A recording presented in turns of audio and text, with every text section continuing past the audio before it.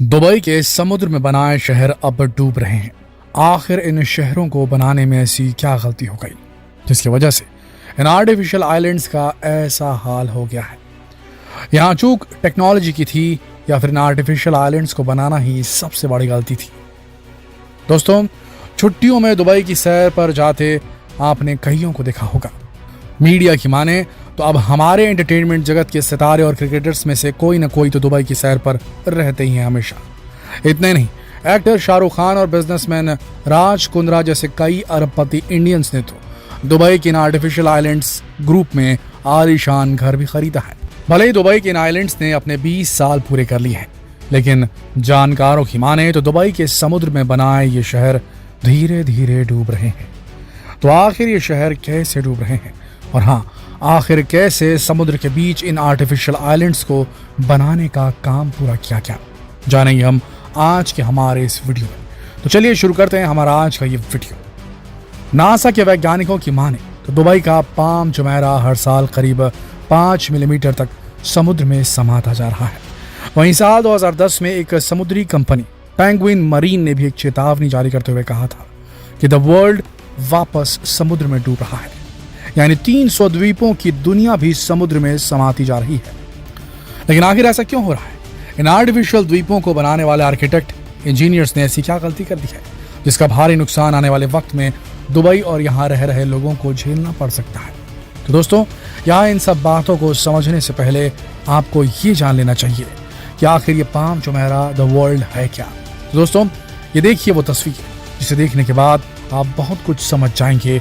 दुनिया के नक्शे में नजर आने वाली ये वो तस्वीर है जो पहले से इस नक्शे में शामिल नहीं थी, बल्कि इसे बनाया गया। जी हाँ, दुबई के शेखों ने इन आइलैंड्स को देश की तरक्की के लिए बनवाया है, ताकि आने वाले वक्त में जब इन खाड़ी देशों के पास तेल की कमी हो जाएगी या फिर दुनिया भर के देशों की तेल पर डिपेंडेंसी खत्म हो जाएगी, तब इन्हें मदद के लिए किसी और के सामने हाथ न फैलाना पड़े। बस इन्हीं कुछ बातों को ध्यान में रखकर दुबई के शेखों ने यहाँ टूरिज्म बढ़ाने के लिए कुछ अलग सोचा। उन्होंने जमीन में शहर बसाने के बजाय पानी में शहर बनाने का सोचा, और इसके लिए उन्होंने अपने समुद्री इलाके का इस्तेमाल किया।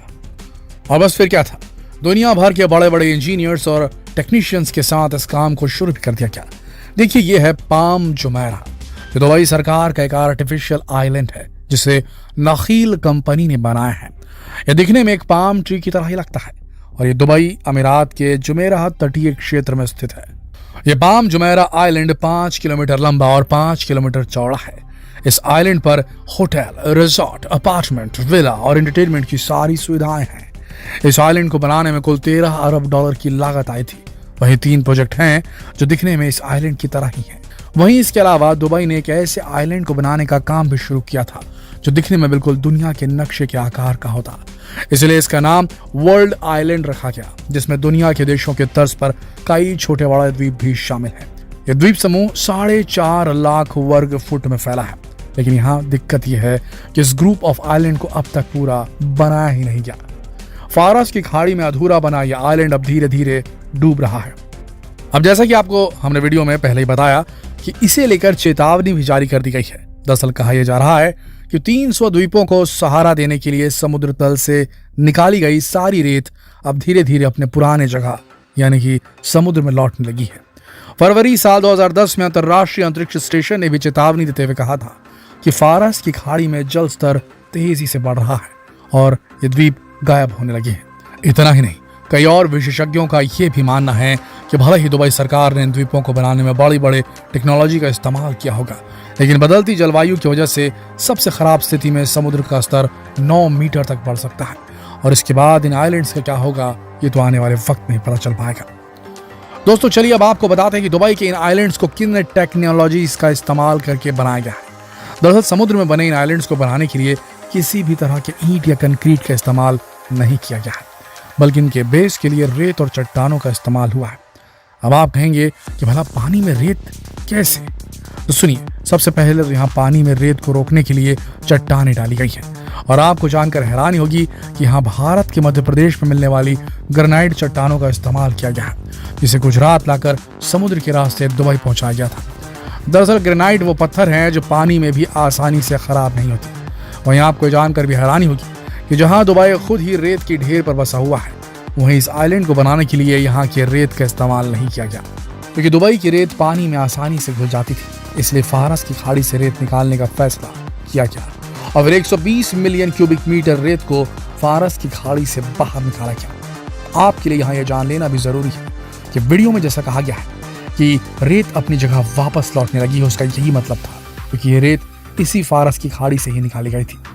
कहा जाता है कि इस आइलैंड को बनाने के लिए पत्थरों को मिलाकर एक अर्धचंद्राकार 11 किलोमीटर लंबा ब्रेक वाटर तैयार किया गया, ताकि समुद्र के लहरों और तेज हवा को बर्दाश्त कर सके। जानकार बताते हैं कि इस आइलैंड को बनाने के लिए जितनी रेत और पत्थरों का इस्तेमाल किया गया, उतने रेत और पत्थर से पूरे ग्लोब को 2 मीटर ऊंची दीवार से 3 बार घेरा जा सकता था। आपको ये जानकर भी हैरानी होगी कि इस आर्टिफिशियल द्वीप को बनाते वक्त सैटेलाइट से इसकी निगरानी की जा रही थी, ताकि इसे ठीक से बनाया जा रहा है या नहीं, इसकी शेप जो है वो पाम ट्री की जैसे सही आ रही है कि नहीं, ये भी चेक किया जाता था। इस बात में तो कोई शक नहीं कि दुबई ने आज अपने समुद्री इलाके में ऐसे आर्टिफिशियल आइलैंड्स बना दिए हैं, जिन्हें देखने और वहां बसने के लिए दुनिया भर से लोग वहां आते रहते हैं। पाम जुमेरा आइलैंड को 20 साल बीत चुके हैं। कई लोग इसे देखने के लिए जेट प्लेन का भी सहारा लेते हैं, लेकिन कहा तो ये भी जा रहा है कि ये आइलैंड चाहे जितने भी जतन से क्यों न बनाया गया, लेकिन ये लगातार पानी में डूब रहे हैं।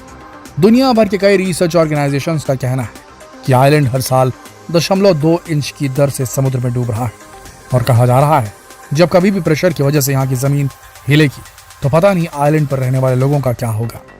दुबई ने प्रकृति के साथ जो भयंकर छेड़खानी की, उसका खामियाजा उन्हें आने वाले दिनों में भुगतना ही पड़ेगा। दोस्तों, आपने इस वीडियो से क्या सीखा? इस वीडियो को देखकर आपको क्या समझ में आया? क्या आपको भी यही लगता है कि प्रकृति के साथ छेड़छाड़ करना सही नहीं, या फिर बदलती टेक्नोलॉजी के साथ दुबई की ही तरह सभी देशों को आगे बढ़ना चाहिए? इस पर आप अपनी राय हमें नीचे कमेंट सेक्शन में लिखकर जरूर बताएं। और हाँ, यही सवाल आप इस वीडियो को शेयर करके अपने दोस्तों से और रिश्तेदारों से भी पूछ सकते हैं। शेयर कीजिए इस वीडियो को फेसबुक पर, व्हाट्सएप पर, यूट्यूब पर। तो फिर मिलते हैं एक और दिलचस्प वीडियो में। तब तक के लिए आप सबका इस वीडियो के अंत तक बने रहने के लिए दिल से धन्यवाद।